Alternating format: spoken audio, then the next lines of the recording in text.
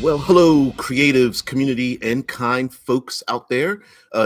Today is the fifth day of our demi-daily deep dive down into our favorite RPG mechanics. And to do a little preamble to set off this last episode, I thought I would just show you guys a number of games and gaming aids that I've acquired over time. Many of them recently, just about for the purpose of things that have excited me. Hey, good morning, Vince, or good morning to me, afternoon to you. Yeah, just things that have, or almost afternoon, things that have just enticed me over a period of time, whether it's cards or dice or games, something that's tickled the fancy. And so I just thought I would give a preamble. And because this is the last episode, hey Scott, hey guys, just thanks for joining me.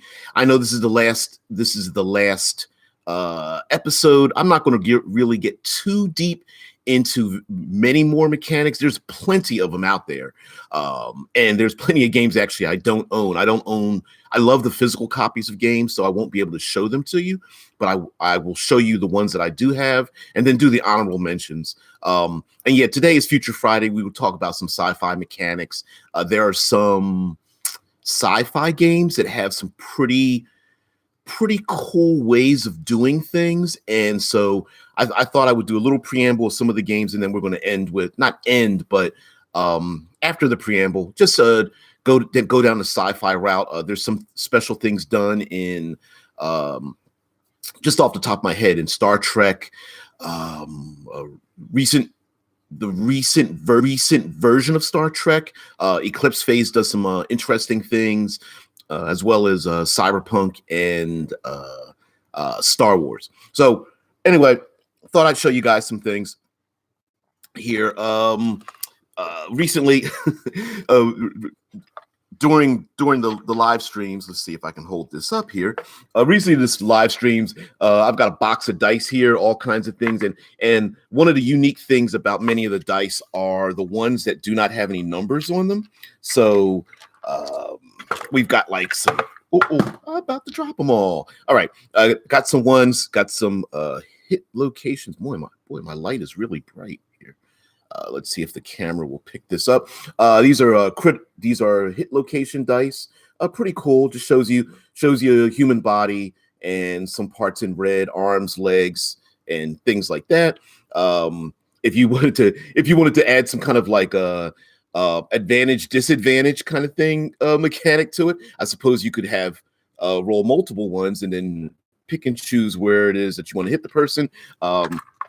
We've got ourselves there we go. We've got ourselves a crit hit die here. Whether it's come on, light. And maybe it's not going to work too much. But anyway, there's things like there's things where you have a skull, which is instant death. There's one where you like blind opponent, disarm them, all kinds of things like that. Man, we got some dice in here that have some random hit locations, some advantages like +1 to saves and all that kind of stuff. But yeah, but the coolest thing is just having dice that are like strangely shaped. Boom, boom, boom, boom, boom. D2 dice. And of course, I'm dropping everything because I'm trying to get it in the camera so you can see it, and then look at myself to see what I'm doing. That's a 1. That's a 2. It's a spell book. Kind of cool. It's got little pages on it. Whatever. All right. Enough of that. Another really cool player aid here are spell cards. I've got like, I don't know, maybe 12, 15 boxes of these, each for every class. They're from Wizards of the Coast, and inside they have every spell. Boom. Here's the back of the cards. It shows you the level, gives you a little bit of whether it's a cantrip, there's a 0, there's a level 1 spell, and then bam, all you do is pull the cards out and they give you all the important information, components, range, durations, all the pertinent stuff there. And then on the bottom here, it'll tell you whether it's a ritual. So that's kind of cool. Yes, Kitty. Yes. Good morning. How are you? Bam. Vince says, I find random hit locations always weird, at least when it comes to melee. Yeah, because you don't want to punch somebody in the ankle, or it's just like, well, I intended to hit him in the arm, but I punched him in the throat, which is kind of weird. Usually you try to he says, Vince says, usually you try to hit a specific body part and don't hit something at random when you know what you are doing. Yeah, I mean, in general, people do hit things that what is it? Aim small, miss small is a mentality, a mindset to have. So if you aim for a specific part of someone's body, usually you miss generally around that area. Not when you're trying to punch someone in the throat and hit them in the ankle. Usually, when it comes to range things, that's a different story. This is a role-playing game here, pretty thick. I think it's maybe 327 pages. Encore Kingdom of the Gods. This role-playing game is really it tickles my fancy because I'm a fan of games that are non Eurocentric. And so this game, as you can see, is some of the artwork on the cover here, is like, what if all the mysteries we had of ancient Egypt were true? So that ancient Egypt really was settled by aliens, and that the bastion of society was brought here by an alien race. This is a D12 system, a very simple system. D12 roll low, so a 1 is a crit, a 12 is a critical failure, and you basically have stats. You have stats and skills, and you want to roll that or below. And I'm sorry, you want to roll low, and a crit is if you roll exactly what you need. And it is pretty interesting. As a matter of fact, I have a page linked here, which gives a ton of the artwork and the Sumerian style that this role-playing game is, and it's pretty thick because it goes into a lot of conspiracies, things like Vincent says, I would really love playing a conspiracy-focused modern setting. What if all those major conspiracies are true? I know some exist, but I haven't found a really interesting one yet. And there are some there, and it is kind of cool to think of like settings like, hey, we think of it as fantasy. What if everything was true? I believe there's even a role-playing game that's like what if all the myths of the gods were true? Like the sun really is a chariot that goes through the sky. Delta Green is one. Janny mentions Delta Green. Deadman says Call of Cthulhu. Yeah, absolutely. This kind of tickles the fancy on that, like as far as like non-Eurocentric, kind of Rocket Age, as well as the idea of like a Planet X. There's even a cosmology where there's like the unknown planet that's orbiting our solar system like every 10,000 years or something. Yeah. Now, next series of games that kind of tickle the fancy. Yeah, Vincent says Call of Cthulhu isn't really focused on conspiracies, at least in not in my head. Delta Green is, which is like you play anti-conspiracy theorists because you got to shut down the conspiracies before they get out. These series of books are written by one of the people in our own community, the main man,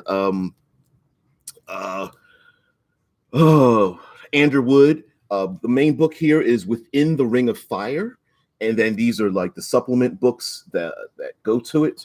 Let's see if I can hold these up here. Bam, and bam, just like X-Files. And these are the books that go to it. What I love about this system is it uses a 2d8 exploding die system. Roll at 8, you get to roll again in all of your actions. It's kind of cool. When you, of course, exploding dice, every time you get an 8, you roll again, you keep adding, and you go on and go on and go on. Within the Ring of Fire is a world in which, let's see if we get this image here. That's the world. It's a cylinder ringed, the top portion of which the ocean is ringed by a big fiery circle. But the best part I've learned. Janny says I've heard the laundry RPG should be pretty good too. Laundry RPG? I haven't heard that one. Within the Ring of Fire, why is it it's kind of special? Well, I love the D8 system.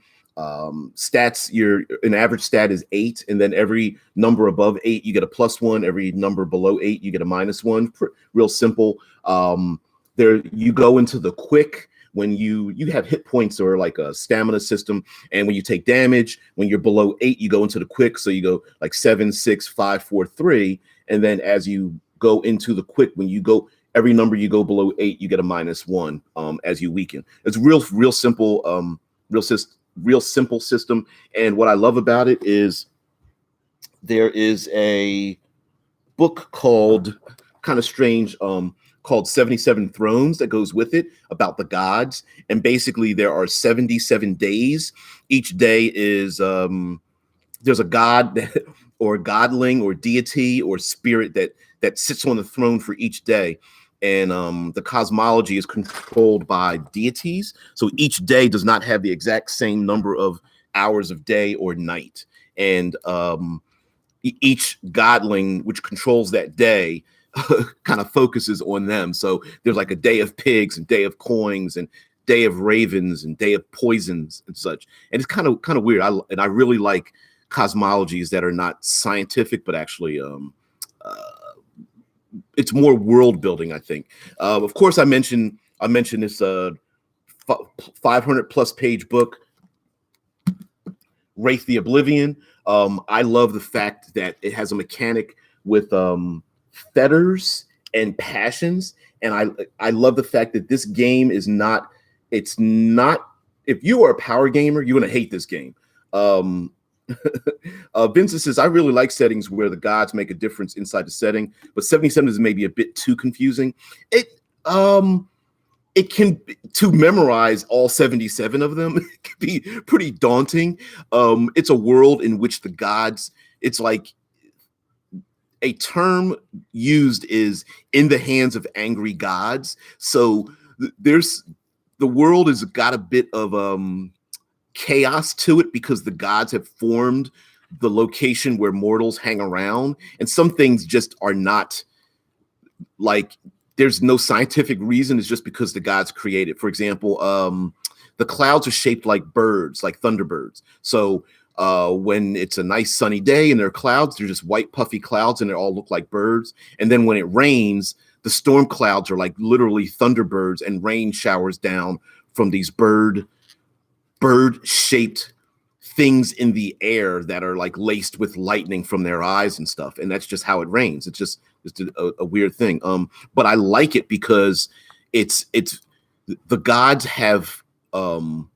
are always present in the world. And there are very few role-playing games where the things you do and how you act have an immediate effect on the world. So I really like that.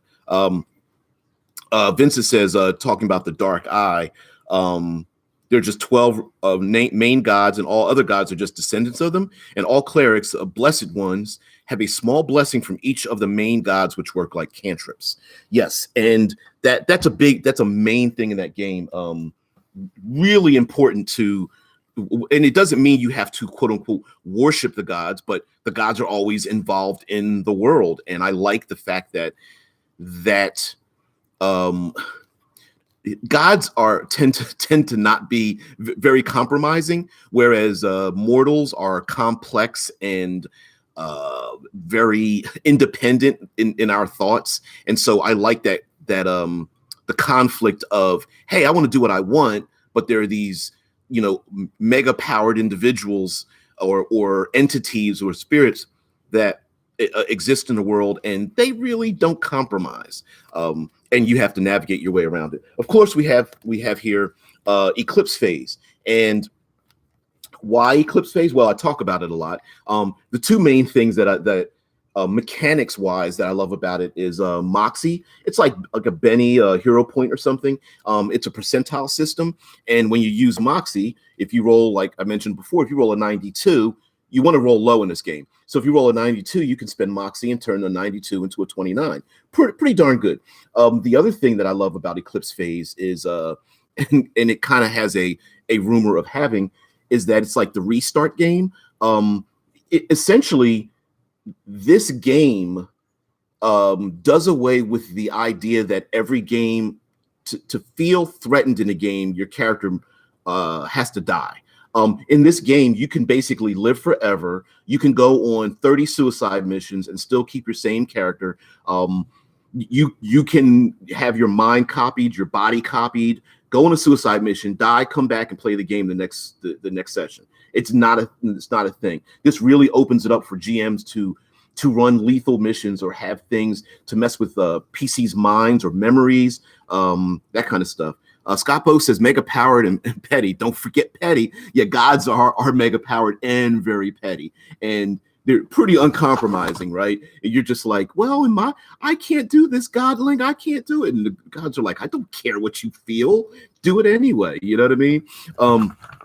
Vincent says, as I said, I don't really like the mechanics from Eclipse Phase, but I am generally speaking not a huge fan of D percentile systems. I'm not a fan of it either, but from now, come on, Kitty. Now, but from my opinion, though, the setting itself is far more interesting than the mechanics of the system. So I like it. The other thing that is very simply that they did was you have physical stats and mental stats, so that if you are, let's say you're on the moon and you are like a lunarian, you're like a lunar born, and you need to go to Europa, and it's Europa's got 60 miles of frozen ice, and then there's like a 300-mile ocean down below. You can just download your brain into an aquatic body, whether it's mechanical or biological, and you're done. So you keep your mental stats, you go to your physical stats, and you're done. And hey, I want to beam to Mars, and then I'll rent a body there or something like that. And so very much I like the fact that your mental stats and physical stats are separated, and it's very easy to move around, change your character, go on different missions in different places. So I like that. Foolish Kiwi says, I like gods who have very multifaceted concepts. For example, yes, Kitty. Yeah, that's you can see that the camera and my light and all that kind of stuff is getting moved around because Sophie, if I were to lock her out the room, would pretty compromise this entire live stream, which she's trying to do now. Sophie, I cannot read the chat. For example, a god of chaos who not only would enjoy the bloodshed and chaos of war, but also the innovation, unpredictable change of new technology. And that's the thing, right? I love gods that are like they aren't really part and parcel of an alignment. They're more or less like they are ideologies, and sometimes those ideas can conflict with in ourselves with each other. With the gods, it makes perfect sense. Foolish Kiwi says it allows for two clerics who worship the same god to have very, very opposing and even adversarial relationships, much like real life. Vincent says, yeah, having gods where all the clerics are basically the same character is very, very boring. Another reason to focus on just a few gods instead of having, for example, 77 of them. I think I think maybe you might be attaching to the 77 throne thing, like you have to have 77 gods in the world. They basically represent each day, and then you can just focus on each day. So let's say you have a day of ravens, like I mentioned before, a day of pigs, a day of harvest. It's the day that's important, not necessarily the gods, but then you have 77 options. So let's say you want to pick 3 of them. Vincent, I know it isn't meant like that. It's just me having fun. I get it, yeah. But basically, it gives you options so you can have let's say one set of players wants to do a lot of battle and combat. You pick about 3, war godlings, and you deal with that. Yeah, and Vincent says there are settings where there are way too many gods. 77 is a huge number of them, but when you read it, it's kind of it's kind of cool. Like, how many times have you guys ever heard of like gods where there's the god of kissing the ass of other gods, right? There's a god in the 77 thrones where the worshipers are all about kissing the ass of the worshipers of other gods, to the point where they're like annoying. It's really funny, but it's kind of cool and different. And I like what Foolish Kiwi has to say about, like, there's a god of industry, and that god used to be the god of lions, because lions and prides were like family tight-knit tradition. and when humanity came in and started killing them off, he switched over to human beings, and it was just like, oh, those are the human beings, those are, industry. And there's a the Pelgan, I believe it's Pelgan is the god of industry in that world. And they expect every man to have 7 wives so that they can procreate and stuff. And there's like, the human beings are just like, this isn't really working for us. And of course, there's a bunch of ladies that are like, I'm not down for this. But then the gods, that's what the god expects. Azala says there are lots of religions with way too many gods. Rickard says, I kind of dislike pantheons in most RPGs, as they feel just like an excuse for demi magic. The gods themselves don't actively do anything, so the setting would work without them most of the time. Exactly. That's why I like Within the Ring of Fire. You really can't play the game and divorce the gods out of the game. They have a direct impact on the game, so I really like that. Whether it's the setting part, I can't really describe. There's too much stuff in it. Azala says, what annoys me is when a player wants to be cute and tries to make a cleric of atheism. Yeah, if some PCs, some players just want their character to just like, I want the power, but I don't want any of the downfall. Just like playing people playing warlocks, and they want a warlock patron that doesn't threaten them, or playing a cleric where I want to play a cleric of do whatever I want, that kind of thing. There are I'm just pulling these random here. I did a review of this and had them on the show, The Ravaged Lands of Cryfall. The reason why I like this is because it is the closest physical copy of something that I can get that is a reminiscent of Dark Sun. And so this book does an extensive amount of modifications to 5th edition Dungeons and Dragons to make survival extremely important. So I love this, and the art, of course, is done by Runehammer, who did does the IC RPG. So I really like that, and I just like I'm a fan of survivalist type games, kind of where instead of getting magic and gaining levels and getting more power, are you serious? Not with the glitching. Wow, I'm not using a new streaming system. I'm using one of the 3 types of streaming that YouTube has, where you basically just click the camera without having to set up a Hangout or anything. Sorry, that was unprofessional. But anyway, welcome to Cryfall. Yeah, and also this does a good manner of incorporating, for those of you who are haters of tieflings or tieflings, if you want to call them that, or if you love them and you want a new outlook on them, this is it. Essentially, they are like martyrs, drinking in the blood of demons to fight against the demons that have ravaged this world. So I really like that. Of course, mentioned, got to go with Vampire the Masquerade, the originator. I'll say single-handedly, White Wolf and Vampire the Masquerade and all its derivations thereof over 25 years ago has made it so that we can, there are mechanics related to doing things that are not combat related. Vincent said the convention that only divine magic can heal is pretty weird, and only sticks because of D&D. I absolutely agree with that. And it is not called Tiefling. Dude, I know. I prefer the word Cambion. I'm old enough and grognardian enough to remember the Cambions that were originally in the Monster Manual 2. Yeah, I said it. But I love this. As I mentioned before, earlier in our thing, I love the idea of having conflicting stats. I mentioned before, like Vince, you brought up before about having like a perception that's so high that you can't get a rest because you notice everything. You're always being distracted by something. And a vampire really has taken, although it's not the main reason, it's really taken the idea of having conflicting stats, like having two statistics that can be in opposition to each other and making a mechanical way for player characters to have to balance that.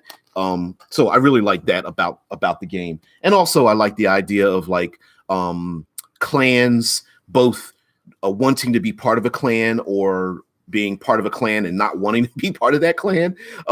It's kind of like it's a great method instead of using like alignment and stuff. Alex says, C says, I would stay longer, but gotta pop. But gotta pop smoke later. See, Alex, we'll always be here. You can always come back. Azala says, quote, I'm a cleric following the god of war. Sorry, I can't use martial weapons or wear most armor. I can heal you though. Yeah, that doesn't make any sense, right? Makes zero sense. And over time, they have modified that quite a bit. And for me, if you said, hey, I want to be a cleric of war, I'd be like, pick a weapon, wear some armor, go for it, dude. Like you don't need to be a heal bot. I think that's it. Also, why can't evil gods heal? Like evil gods can't heal, but then PCs have to heal and they don't do other things. Like I find it very, very confusing.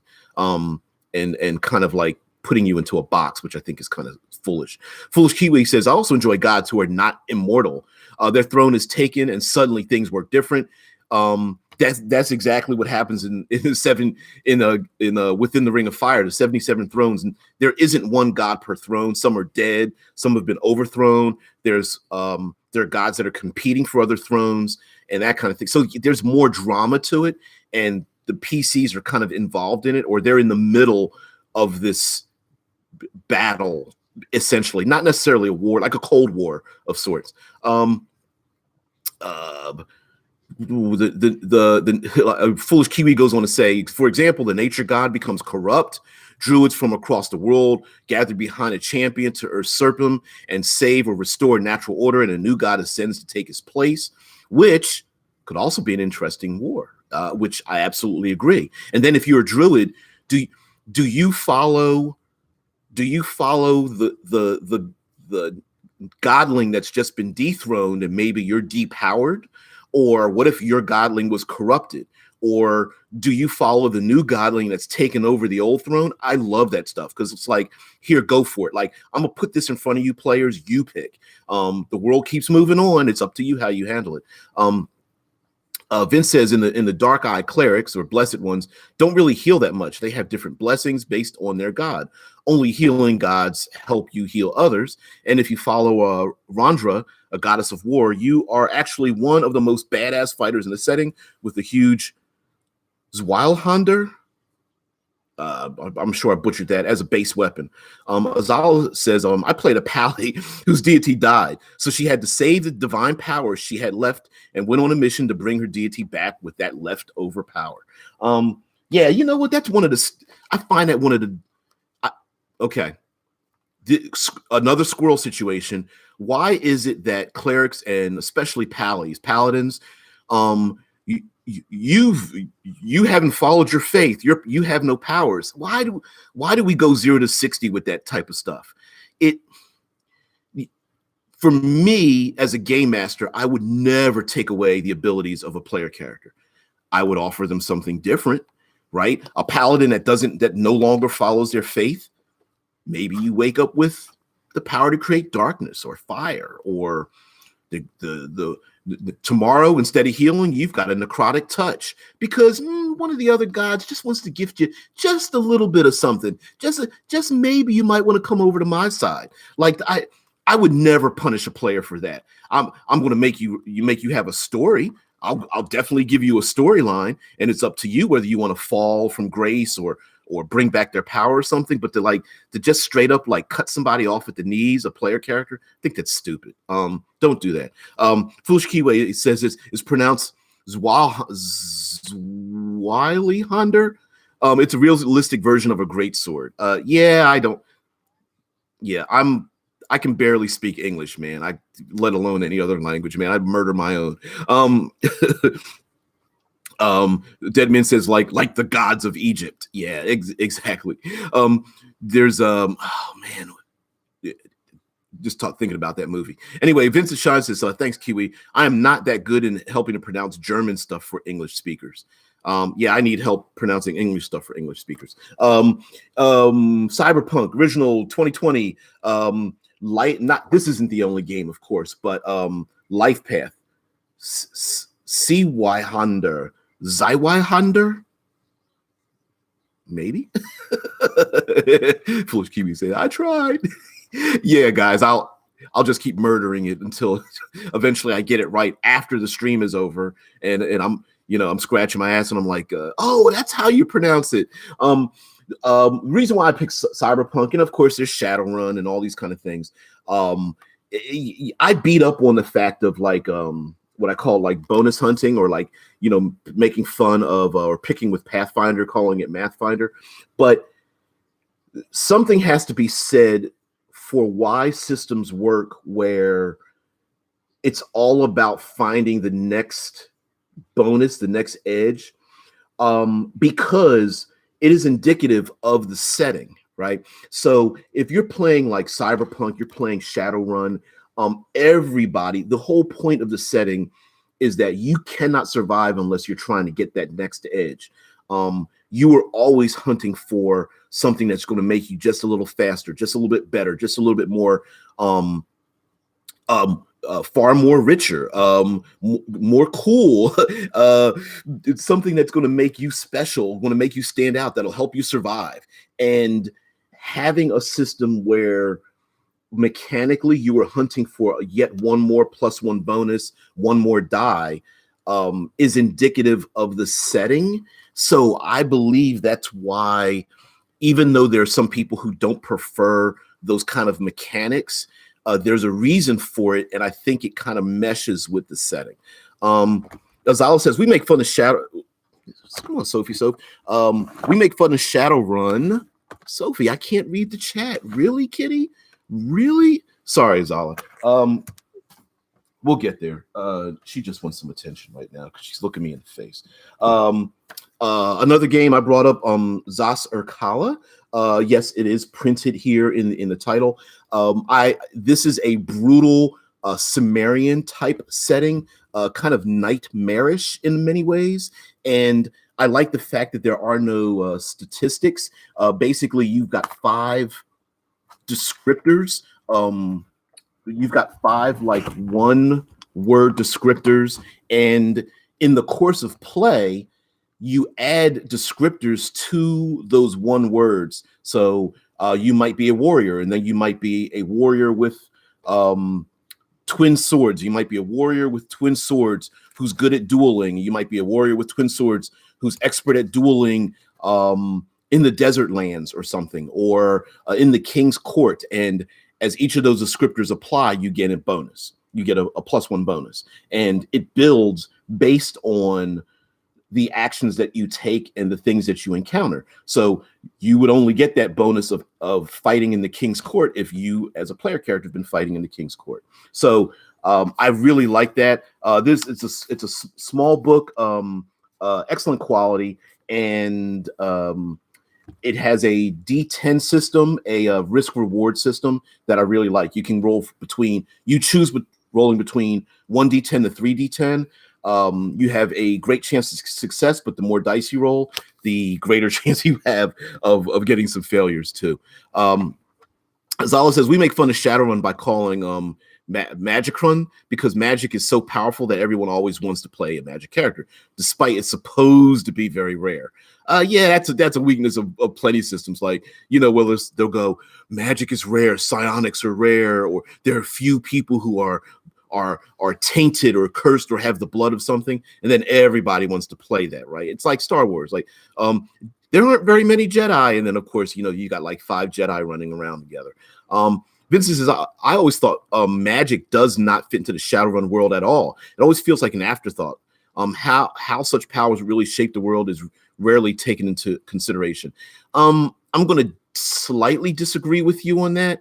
But of course, how many examples do we have of Magic really existing, right? And then how would you merge a mage who can go into the astral realm that's jacked into a computer, or dragons that run, that have cyber links that run major corporations? It's kind of bizarre, but it's a Gonzo kind of world, and it's just stuck around for a while just because it is Gonzo. And lastly, come on, guns, cybernetics, magic, it's just a thing.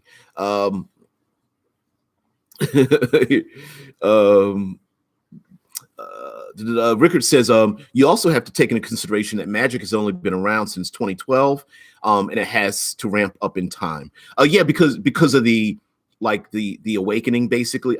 That's not what it's called, but it's when Magic came back to the world in a futuristic sci-fi style world. Foolish Kiwi says, I think the logic there is that Magic may be rare, but there also isn't very many PCs in the world compared to non-central to the plot heroes who are supposed to be stronger than ordinary. Of course, PCs get to choose everything. The world may not conform to the PCs, but the PCs of course are the heroes. They're the special ones. They're the exception to the norm, essentially, which is fine.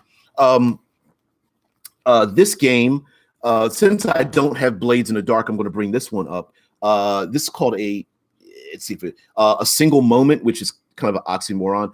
It's a very simple game, very rules light, and this brings up something about Blades in the Dark, which we've brought up Blades in the Dark plenty of times, because Blades in the Dark has so many small elements that make it so good that you can port over, instead of just maybe 1 or 2 things. It's got like 5 different things.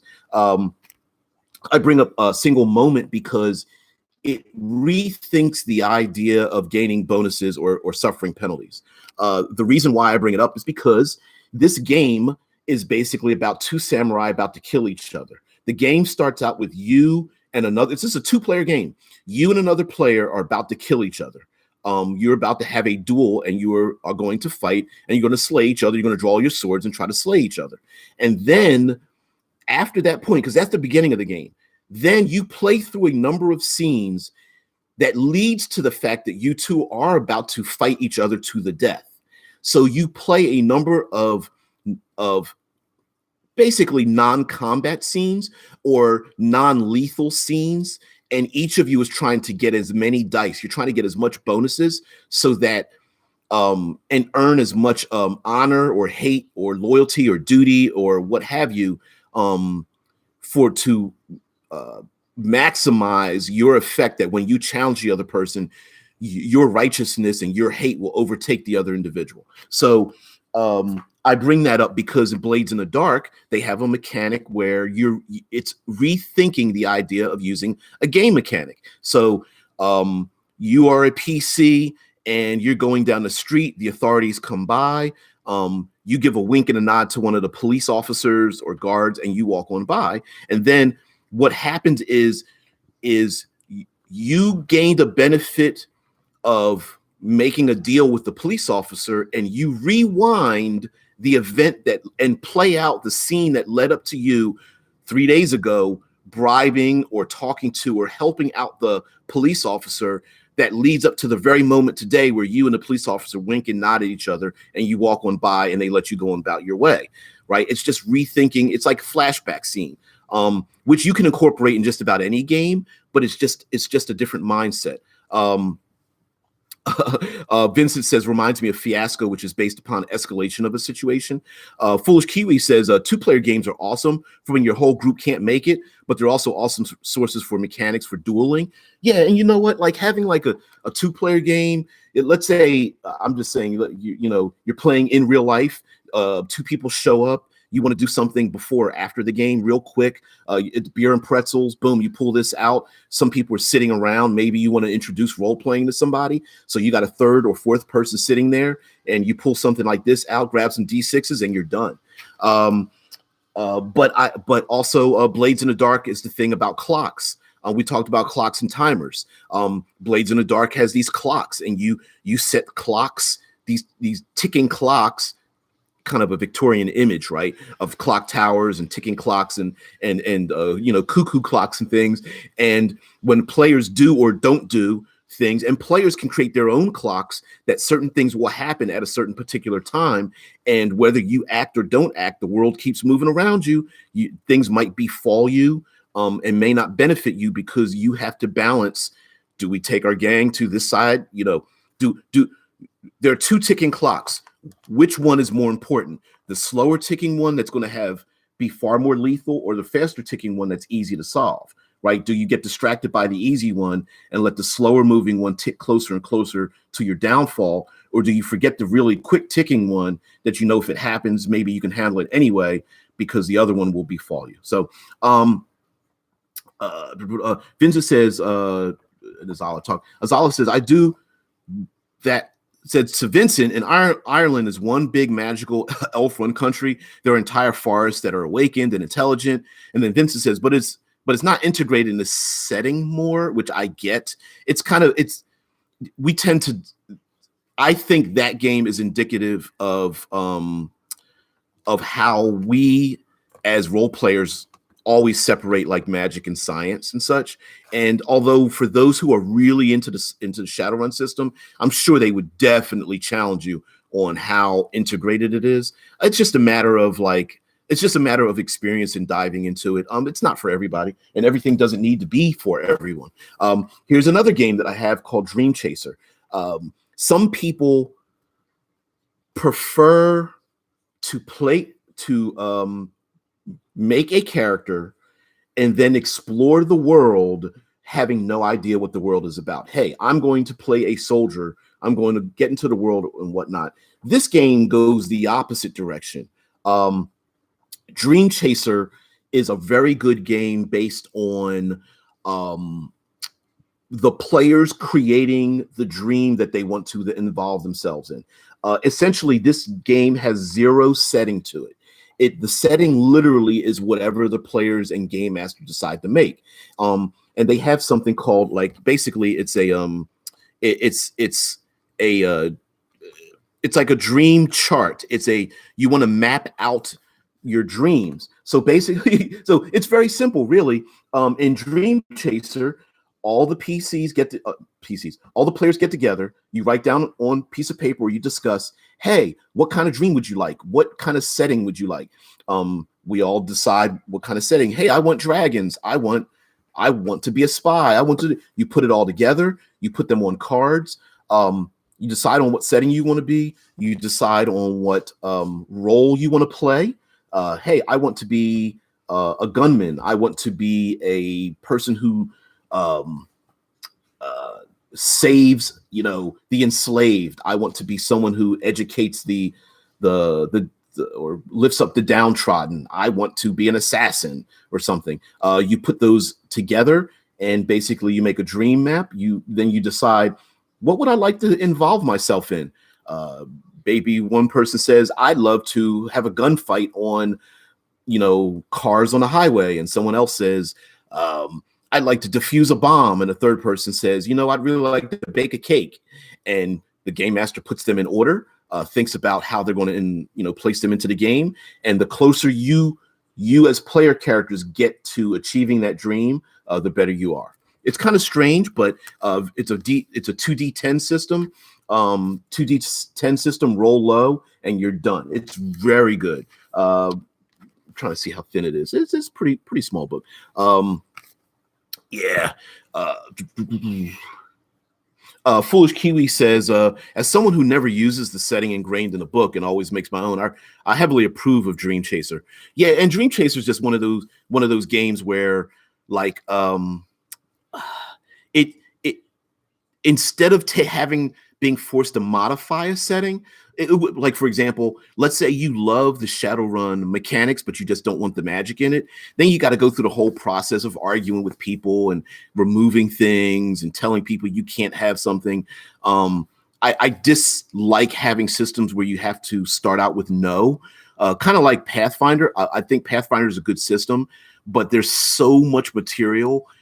You end up having to tell people no more than yes, and that can be a problem just starting the game out. So if you have a game where there isn't a setting to it, then pretty much you start from zero and just start adding the word yes to certain things a little bit at a time, rather than taking 5,000 things and whittling away with a bunch of no's.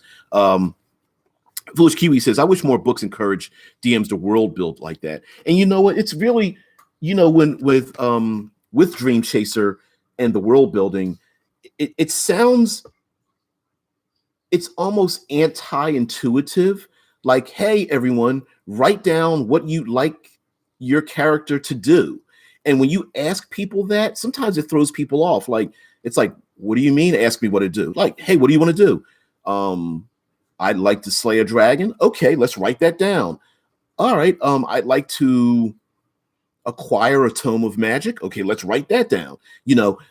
I'd like to fight an enemy during a storm on a rickety bridge. All right, let's write that down. And then you, as the DM, use those scenes, weave them together, and then you encounter those scenes. And guess what?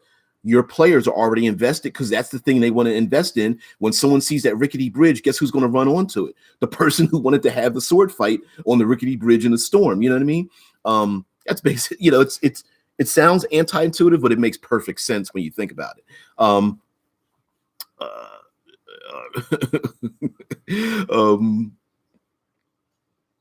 Rickard says, loving the Shadowrun mechanics, but hating this setting. Not sure I ever heard anyone ever say that. Yeah, I know I just picked something random to say. I'm sure that very few people have said that either. Yeah, I don't know. I just pull some random crap out my ass, man. Azala says, Rickard says, that's how I do my session 0. And Azala says, yeah, it's usually the exact opposite. They love Shadowrun in spite of the system. Yeah, that's usually the case. It's usually the setting of Shadowrun rather than the system itself. Of course, another favorite, index card RPG. This for a rules light system, it's kind of thick, but that's because it's like 2.0. Vincent said, who loves the mechanics of Shadowrun? I don't even know if the people who love Shadowrun love the mechanics. They put up with it because it's a dark and gritty setting, and if you're gonna have to put up with the gritty, hostile nature of the setting, you're gonna have to put up to the gritty and hostile nature of the mechanics. Damn it. But anyway, ICRPG. Check out Runehammer online. He's got some great artwork. Very, very evocative, very simplistic, but it allows you to wrap your own imagination around them. A very simple game system. Ooh, skeleton. How many hit points does he have? Is that a heart? That's 10 hit points. What is this other thing? Are those 2 hearts on that Shadow Lasher? Guess what? That's 20 hit points. Those are all the stats. That's all you need. But one of the other best things, and let's see if I can show this to you, is in ICRPG, there is a method of creating environments, which I'm an extreme fan of. I'm bam, encounter archetypes. What a great section. Okay, here we go. ICRPG, bam.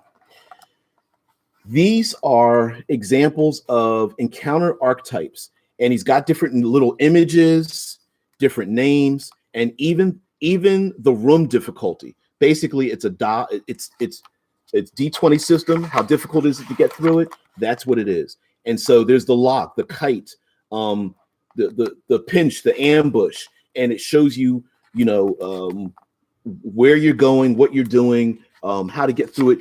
Of course, these are just these are symbolic. They are not true to what you have to do. So, for example, in this, you don't. It's not specific that you go this way here and then come around and go through the door. The idea is creating an environment in which this represents what you have to do. So this could be a wall, this could be a deep ravine, this could be a series of abandoned buildings, this could be an airplane that went down in a post-apocalyptic setting, and you have to make your way up around the airplane. That's basically what it is. The tightrope. This could be a rope bridge, and you've got enemies on both sides. This could be walking across an abandoned skyscraper, and you have to make your way across. This could be, here's one building, here's the other side of the building. You lay down a ladder or a piece of sheet metal or something, and you've got to crawl your way across. Basically, it is the idea of different types of settings and stuff like that. Oh, Foolish Kiwi say, chat is the embodiment of Squirrel today. Yeah, you guys are going off. You're fine. As long as we can hang out, it's digital pizza, man. We got to share digital pizza.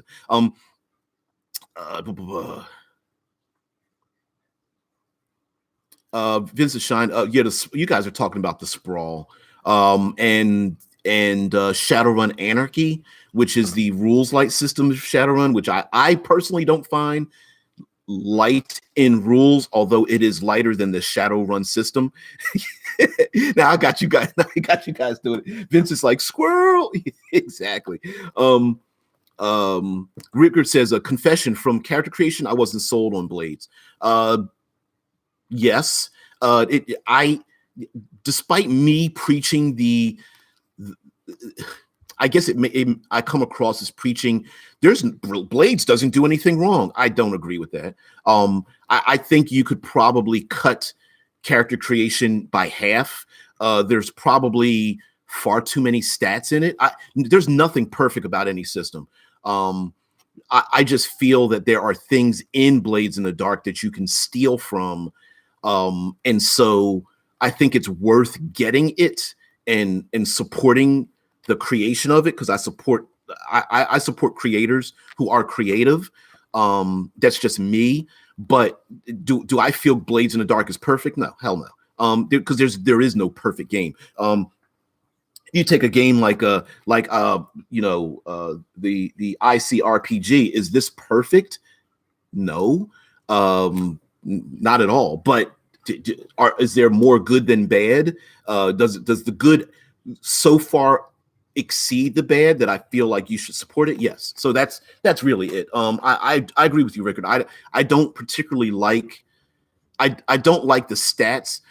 What I do like about Blades is that I think is real fun is the collaboration of creating your gang. So in Blades in the Dark, like you have your own character, and then together you have to create your gang, and that's what I love about it, because it's collaborative. And during the creation of your gang, as a game master, you're basically pre-generating the things that you're going to engage in. Once the gang starts getting created, you have to create your own allies. You pick your own adversaries.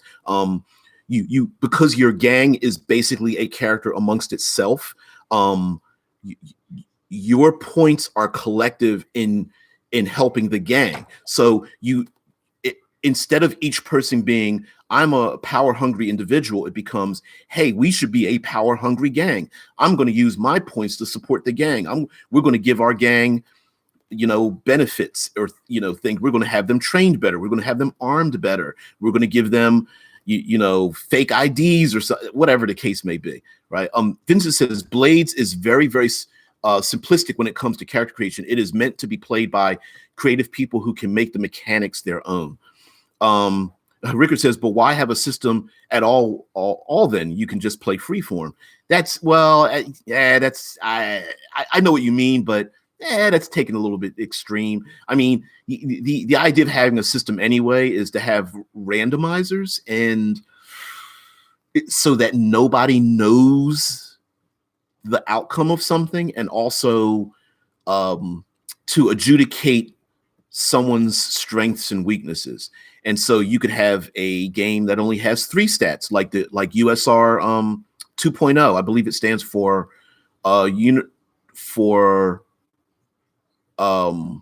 ultra simple role playing system 2.0. USR has body, mind, and ego as 3 stats. So body, mind, and ego, and then you use those 3, and the 3 stats are D6, D8, and D10. And that's basically the game. So the more stats, the more fiddly bits you play with, you get more derivations of characters and things. But also the more you put in, the more you have to keep track of. So yeah, I'm a fan of rules light systems myself, but that doesn't mean everybody else is. So not only do you want to be creative and create something, every one of these books, those people want to get paid. So, and earning money is the best thanks you can give to anybody that is a creator, if you think what they created is good and you want them to continue being creative. So yeah, as Azala says, at the end of the day, playing a tabletop RPG is just a group game of pretend with rules. Exactly. Vince says, no, you don't change the rules, you flavor them. You have rules to create a consistent game feeling. Yeah, I agree with that. It helps you in a lot of ways to create a gritty, dark, dangerous world. And Foolish Kiwi says, yeah, Zala, I view it more like narrative gaming. Rickard says, I guess I'd rather play freeform, as I don't feel the mechanics give much to the game. And most times it's DMs who determine the mechanics once character creation is over. And Vince says, I would agree when it comes to simulation RPGs, but Blades is very narrative focused. Blades is extremely narrative focused. I believe it focuses far more on risk, reward, and narrative resolution than anything. I think the stats and all that kind of stuff is just flavor. I mean, it's distracting flavor. I think the rule system, the choice between having low and high risk and reward and narrating how that turns out, I think is far more important. And like, if you're not a person who's willing to be descriptive or be willing to accept narrative descriptions, whether they hurt you or help you from other people, can be a problem, an issue and stuff. So to continue on my last one here, almost an hour, Tiny Frontiers, and there we go. Tiny Frontiers, Mechas and Monsters, and a book, it's downstairs, is a Tiny Dungeon. These 3 books, rules like systems, with a with a tiny DM screen. It's tiny DM screen. Here's an ink pen. Here's the DM screen. That's about as big as it is. The DM screen is here's the images on the back of it. Mechas and Monsters is all about kaiju monsters and everything. Rules light system, and here is nothing but mechas and monsters and all the stuff the DM needs to create, a dynamic location for you to fight your, pilot your mecha and destroy monsters, or create a monster to destroy mechas, or vice versa, or what have you, the kaiju and Jaegers and whatnot. But in Tiny Frontiers is all sci-fi. It's all sci-fi. But why is this important? This game literally is 2d6. That's all it is. 2d6, 5 or 6, you succeed. And then from that, every action is 2d. 99% of your actions are roll 2d6, roll a 5 or a 6, you succeed.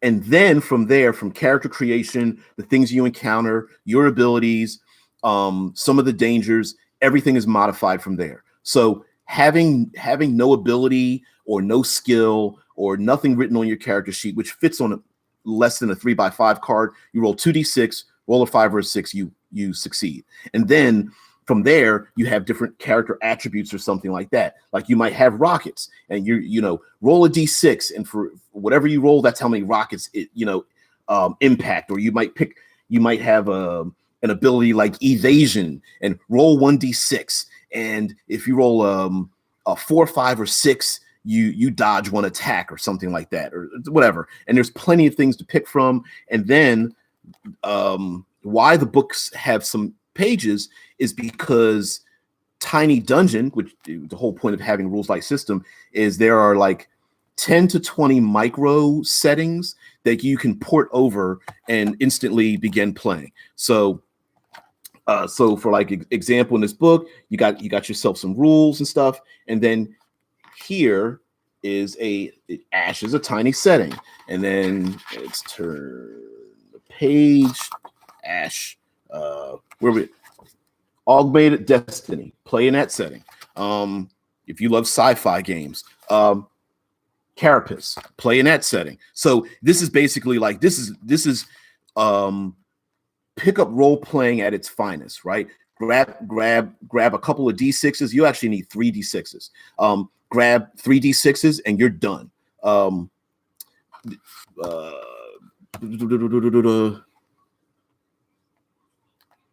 Foolish Kiwi says, what is the overall system called again? Okay, the overall system is called, okay, let me see if I can explain this. The overall system is called Tiny Frontiers. And Tiny Frontiers is made up of 3 different books. One is called Tiny Dungeon. This one is literally called Tiny Frontiers, which was the progenitor. And this one is called, let's see if I can get in a little closer. That actually says Tiny Frontiers, Mechas and Monsters.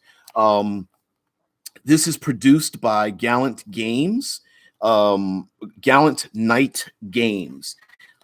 Each book is its own book. So like the rules and whatnot are, you know, like this is one book here. You play a pilot and you could play like a monster, a mecha, or any combination thereof. And then this one is all science fiction. You essentially you can port this player character. Let's say you're playing science fiction, whether it's a Star Wars or Star Trek derivation or anything Eclipse Phase is in here, sci-fi martial arts is in here, anything you want. You can port this character over into this because your character is 2d6. If you have advantage on action, you roll 3d6. If you have a disadvantage, you roll 1d6. And then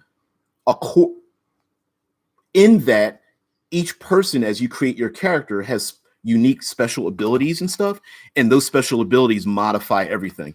And damage, basically, you do 1 point of damage. When you hit something, you do 1 point of damage. Most creatures, characters, PCs, and whatnot have maybe 4 to 10 hit points, essentially. That's basically it. So, for example, I'm sorry, reading the Discord. I enjoy D&D, but there are streams out there that would have put me off playing it. I agree with you. But that is always true when you consume something that could be considered art or entertainment. Agreed. It is the best session I know so far. I posted to Discord. Look, you guys, I'm sure, talking about something, especially in the Discord and whatnot. But we could do. We could damn near do an episode, literally a whole week, on the idea of like streaming live plays, and you guys were talking about Blades, yeah. Whether it's streaming live games for both entertainment or art or education, and whether that's a good thing or bad thing. Some people like to edit out all the side talk or table talk or rules looking. Some people like all that stuff added in, the cross talking and whatnot. It depends. But like, for example, let me give you an example of here in this is Mechas and Monsters, and there we go. Trying to get the light right. This is a chassis list. So you have chassis here, And this is basically you picking your mecha. And there's like 4 types of chassis. So here you have like your structure and your fuel, and based on the chassis, you know, you're talking about like mechas and stuff.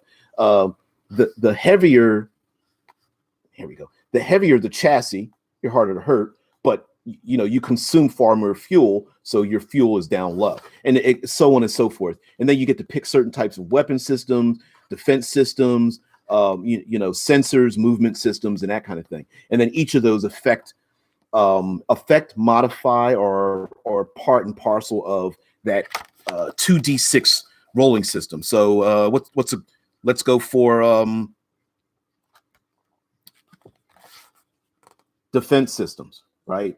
So let's read that top defense system. Mining shields designed to hold up against a barrage of heavy space debris. And it says passive. If you are attacked by a test that's rolling a dice that makes multiple rolls, reduce the total damage taken after all rolls by 1, minimum of 1 damage. Or cloaking, a light bending field that makes your mecha almost invisible. It says passive, which means you automatically have it. When you hide during combat, you test with it with advantage. So basically, when you hide during combat, when you test with advantage, that means you get to roll an extra die. So if hiding, let's say hiding, you only roll 1d6, then you get 2d6. If you can hide with 2d6, you get to roll 3d6 because you have advantage. Basically, that's it. And all these things are 2 pages with reactors and stuff. And then there's like kaiju creation, like 2 pages. Some of their abilities, you know, what they call evolutions, weapon systems of kaiju. Bam. Just renames and things like that. So yeah, I wanted to give a little shout out to some game systems that I have, the physical copies of them, some of the mechanisms in them, some of the cool things that they have, and you know, just kaiju are the best, and just ended on a sometimes we hate a system and love what it gives us. Apparently, like Shadowrun. Sometimes there's systems that are deceptively narrative, like Blades in the Dark. Some systems may confuse us or have things that we like or don't like. Some things divide the community, like a Fate or like a Pathfinder or something like that. And so many times we want to pull those things out. We want to pull, you know, don't throw out the baby with the bathwater, right? It's grab something in it that you're like, wow, that's a really cool way of looking at something. That's a really cool mechanic. That's a new way of thinking, or maybe to involve my players. I'm going to take that. For example, like Dream Chaser as a setting creation thing. Just take that, go with it. Microscope is another one. Fate is another one where it's got a great session 0. You know, instead of saying my character gets +1 with swords, in Fate, with character creation system, you link everybody together. My character gains, you know, gets +1 when my ally is injured. My character gains, you know, +2 to persuasion when, you know, because my character is encouraged to not be so shy or something like that. Like you gain bonuses when other people do things, or you have something that specifically helps someone else out because of your connection with them. And so you can grab those things from other games and pull them towards yours. Foolish Kiwi says, I especially love them non-modern settings too.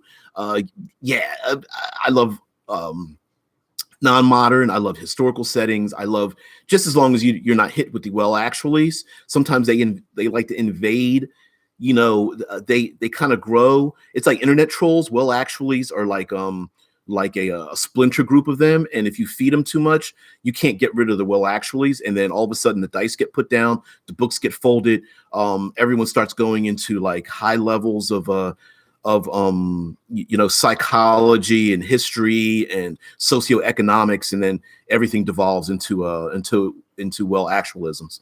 Vazala says, I don't think Fatal has divided anyone in the community. I think Fatal is probably given us more hand sanitizer, um, and made maybe a lot more uh, typical people grow. Oh, yeah, hey baby, love you too. um, what is it? Vincent says I like the show. Actually, yeah, from College Humor. Yeah, actually, yeah, actuallys. I called them well actuallys, but yeah, you guys know what I'm talking about. It's cool to. We're doing digital pizza. We're sharing slices of digital pizza, so it's not a big deal. But when it comes down, like if I'm in the middle of rolling my dice and you want to actually the hell out of the fact that a Luger and a Ruger are two different guns, and I'm in the middle of my die roll, and you want to go through a 25-minute dissertation on what the difference is because we're playing a World War I setting. Like, you got to shut the hell up. Like, we if we're sitting around having digital pizza, that's cool. But if I'm in the middle of my die roll, you need to hold your actually off. Like, really. Vincent says your answer doesn't count if you don't introduce with actually. Oh, well, no, actually, see Vince, actually, your response to the actually having to start actually isn't actually the real way that actually is done. I'm being stupid. Rigger says, does it give more damage dice? If no, be quiet. Right. That's what I'm saying. And it doesn't mean, my point is, it doesn't mean the actually is wrong. I don't mean that they're wrong. And it doesn't mean that the information isn't important. But at that very moment, it really is your information imparting to me important to what's going on? No. Later on, we go, hey, you know what? You do know that Rugers and Lugers are two different guns. And I'm like, really? Oh, man, I forgot. I just misspoke. Or they are? Let me Google some pictures. Like, oh, I didn't know that. Okay, whatever. It doesn't matter. Like, you know what I mean? It's sometimes I understand that we tend to be brilliant people. Go to any gaming convention and the brain power in there could power a city, but sometimes you gotta hold back, right? And I get that we're all specialists, whether we are history buffs, whether we are sci-fi buffs, you're a Star Trek fan, whether you're a Marvel superheroes fan or something like that. Like, sometimes it's just better just to hold it back and go, you know what? I know what they're saying might be off, but it doesn't matter right now. Let the die rolls go. Let's play the game. And then when there's a gap, when somebody's got to go take a shit, then I go, oh, hey guys, listen, there was really, historically, there never really was studded leather armor. Now, if you're playing Dungeons and Dragons, it exists. It's in the game. I'm wearing studded leather armor. Go away. You know what I'm saying? Like I get it, but they're dragons. So your historical reference actually has not only no importance, but it doesn't matter. It exists in this world, so leave it alone. That's my point about actually. Foolish Kiwi says, never forget the DM is the top of the pantheon. History works how he said. If that world, regardless of the 70 gifts, 7 gods will. For any actually folks out there. Ricker says, ultimately, does it give the DM less damage dice? If no, be quiet. Exactly, right? Yeah. Hey, are you adding to my roll? Whatever, hey, are you helping me out? Whatever, be quiet. Like, just really hold it in. Vincent says there are some of those players, and it can be interesting or even helpful if done right. Exactly what you said. The problem simply is that those guys don't know when to hog the spotlight and when to shut up. Exactly. Now, the best way to do it, like, if you're somebody who can't stop yourself, put that in game. Do that, make your character that way in the game, and then play your character that way so that other player characters in game can tell your character to shut up. Like, play a character who's like, well, actually, the arcana and the technology and play, if that's your personality and you put that in your character, that's cool. I don't have a problem with that at all, as long as you're willing to accept the fact that people want to smack you in the back of the head. But like, make that your character. Otherwise, if you're playing a big bruiser, don't be the actually guy, right? Ricker says, yeah, I take a 10-minute tangent as long as it gives me an edge. Come on now. Okay. I'll give you the 10 minutes for that. And like I said, if we're all just sharing pizza, or your favorite snack thereof, and we're just having a talk, or the game hasn't started yet, or whatever, that's cool. Like we all have our own thing, and some of us don't. I know I don't know half the crap I talk about, and I need to be corrected all the time. That's why you guys are in the chat to help me out, to educate me. But like I said, if we stopped and we're playing the game, like, you got to calm that down. Not you, I'm saying you as in the royal everyone else. Whatever. Vince says, I had one of those players in my Numenera game, and he had the ability to control his weight and had a glider, and I had to explain to him that does not equal perfect helicopter flight. And here's the thing. Game Master's law. Game Master's top of the pantheon, like Foolish Kiwi says. Hey, Game Master, you can say, hey, listen, with this and this and this, shouldn't I be able to do this thing? And if you agree this person's the Game Master thinks and goes, well, it doesn't exactly work that way. Then your ass needs to shut up, right? At the end of the game, you can go back and go, hey, well, actually, blank, and with physics and blah, blah, blah. But while the game's going, you got to let you agreed to play in the game. That means you agree that the Game Master's word is law. Now, some people are brand new. Some people are not knowledgeable. Some people get nervous. Some people just are may not even have the creativity that you're thinking of. But you have to work with it. And the thing is that elevator pitch it, right? Hey, my character's trying to do this thing. I'm going to lay down all the reasons why it is my character can do this thing. And if your sales pitch didn't work because you're trying to play the Game Master, you're not trying to play the game, then that's whatever. Move on. It's just a game, right? You're not putting money down. Although I guess if you were playing like, gambling D&D, I suppose, and you had hundreds of dollars sitting on the table, I suppose, maybe. I guess you were playing like Magic the Gathering. I guess that, then you got to bring over the judge and go, hey, this is ruling and this ruling. But if you're playing like a role-playing game and you're sharing digital pizza, then forget it. So anyway, guys, I've gone past time. Today ended our favorite mechanics, although most of those favorite mechanics were like my favorite mechanics, but whatever. We talked about things. Next week is travel, and then after that, we're just going to let loose and let our hair down. So next week is a survival and travel, and we'll go back to the Monster Monday, Tips and Tricks Tuesday, World Building Wednesday, Third Pillar Thursday, and Future Friday thing. Foolish Kiwi, blow off week. We're coming for you, Thaco. That's absolutely right. Blow off week. Just let it out. All the things. Blow off. Man, I got to build up to it. Blow off week is going to be like everything you hate, everything you love to hate about role-playing games, man. Everything that just like if you could do away with it, whether it's the people, the system, the whole, yeah. We're going to let it out. We're going to get the most. The goal will be to get the most thumbs downs we can ever possibly get. Man, I'm going to have to clickbait the hell out of this. I'm going to need, let's see, get a picture of my cat, picture of boobs or tight jeans or something.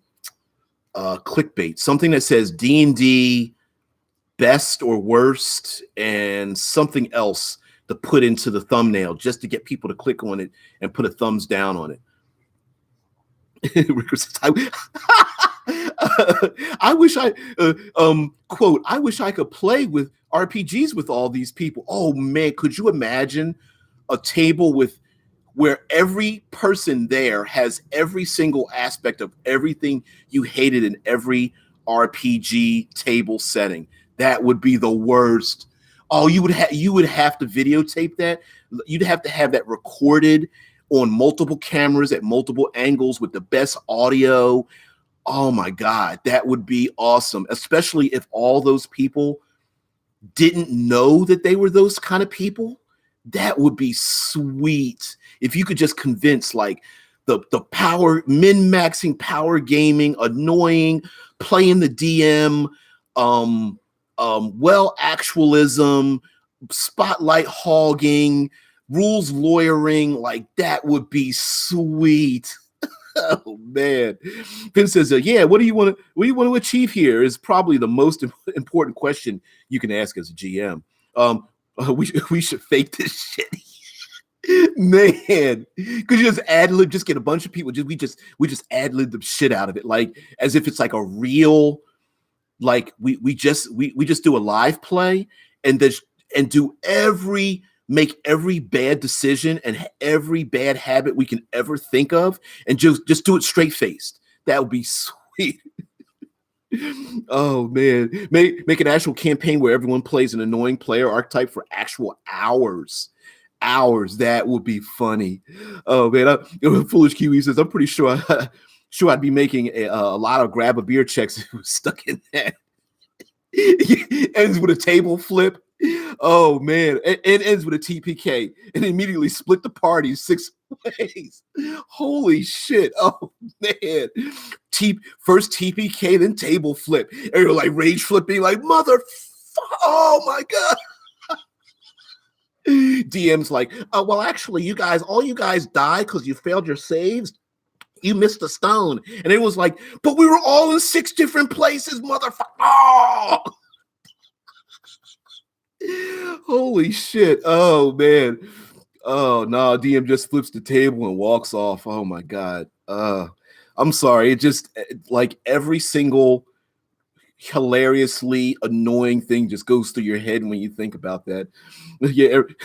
Oh yeah, everyone table flips as it's online, all the players and the DM. Everyone just brings their own little side table. Get one of the folding tables next to you, and everyone's like, where's my folding table? Oh, motherfucker.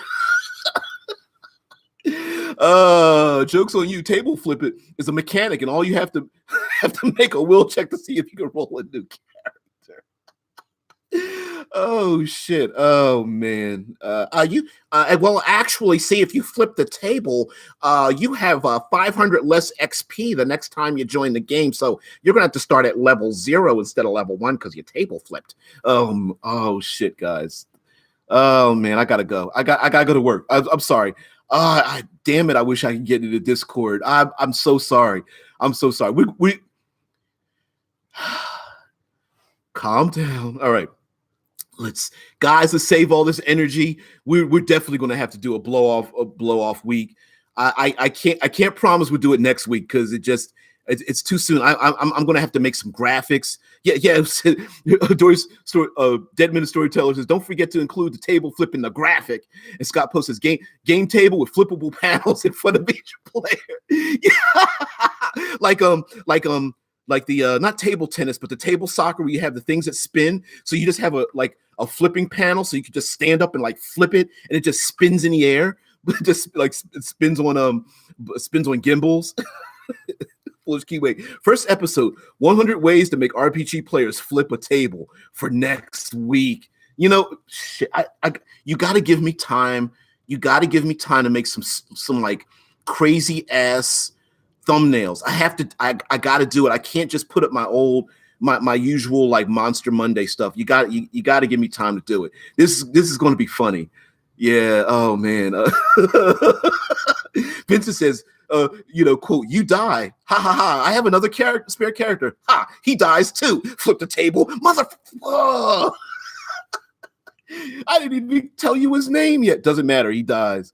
Foolish Kiwi said, blow off week. I meant not next week. Yeah. Oh my God. Yeah. So I'm gonna make some silly ass thumbnails. I got to put them up. This is gonna be hilarious. I already know you guys are gonna bring your best. It's gonna be epic. It's got to be epic. It's just gonna be fun, just to blow off steam, just to say, you know what, like give a big middle finger, big FU to like the whole RPG. You know, just those things that just annoy the hell out of us, so we can just sit back at the end of the week and go, Whoosha. Okay, let's go back and play again. Yeah. Rick says it's going to be epic. Gonzalez says it's going to be epic. Yeah, yeah. I'm already feeling. I'm like tearing up. I'm laughing so much, inward and outwardly. Rick says level 17 characters. Your character dies. Ha! I create a new character. DM says ha. His stat starts at level 1. Oh man. Oh, quote says a room number 812 in the dungeon. Still no loot? Nope. Well, how many rations do we still have? What do you mean? We live off rats for the last 3 days now. Holy shit. No loot, nothing but like kick-ass, no save traps, no loot, no nothing. We're level 17. We found no magic items. Nope, just pregnant orc women and kids, and you're killing them all. And I get to like punish every one of you guys. Yeah, you got to eat the orc babies. Sorry.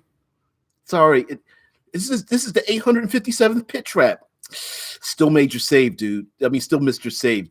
You missed that one too. Yeah, you missed the secret door. So that's where the Holy Avenger was. Yeah, I wrote it in my notes. Yeah, it was behind 3 secret doors, and you missed all of them. Sorry. Oh man. All right, guys. I got to end it here. I got to head to work. Everybody have a great weekend. I'm glad we could end it on this note. Shit, I don't know anybody that's gonna like it. I don't know anyone that sticks to the end of these streams. I hope you guys are listening or watching or something like that.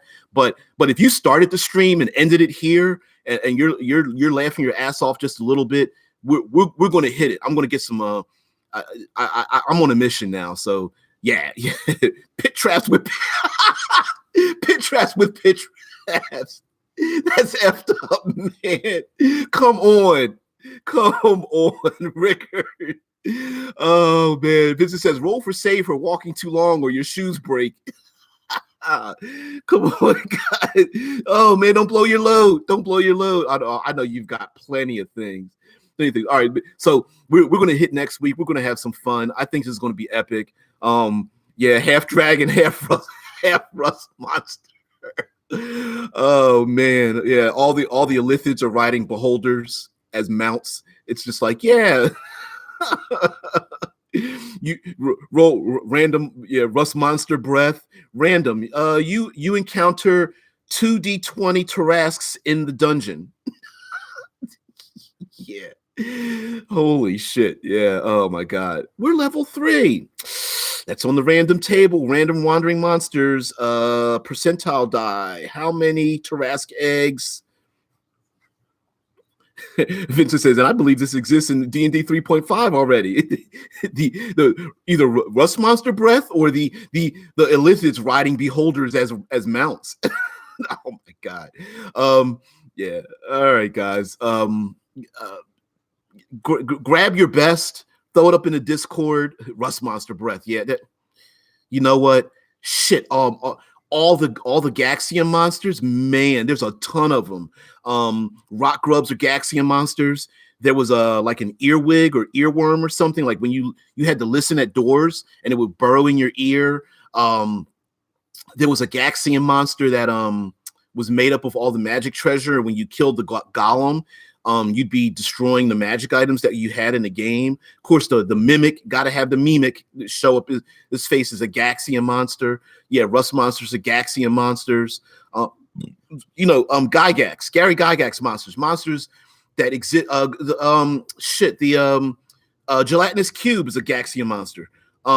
Basically, it's a monster that exists only because it would only exist in Dungeons and Dragons to go against like murder hoboism or adventurisms, because adventurers do those things. You know what I mean? Like why does a rust monster exist? Like why isn't there like a plant monster or a flesh monster? Like why is there a monster that only destroys metals? Because it's destroy magic items, right? It's destroy magic armor and shields and weapons and stuff.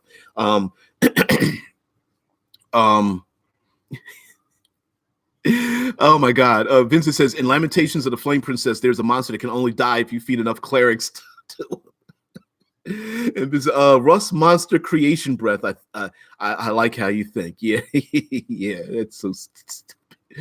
Oh man. All right, guys. I'll see you guys later. I gotta go to work, but I'll see you guys later. First thing Monday. But next week we'll calm down. We're gonna do travel. Prue asked, and I said yes. I try to be a person of my word as much as possible. Yeah, thanks, Ricker. You take care too. He says take care, DBJ. Thanks, guys, in the chat. I'm still learning OBS. Relax. I'm still learning when I can. I come home, things like that. The Disenchanter, shit. And the Ethereal Filcher trifecta. Rust Monster, Disenchanter, and Ethereal Filcher. Shit, that's what it was. And I think the Intellect Devourer is kind of in that group a little bit too. There's some other shit in there that just were like, I mean, they're fuck the goblin spelled backwards.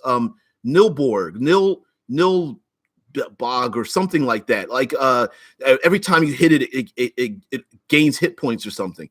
Rust Dragon and in the Draconomicon. Jesus.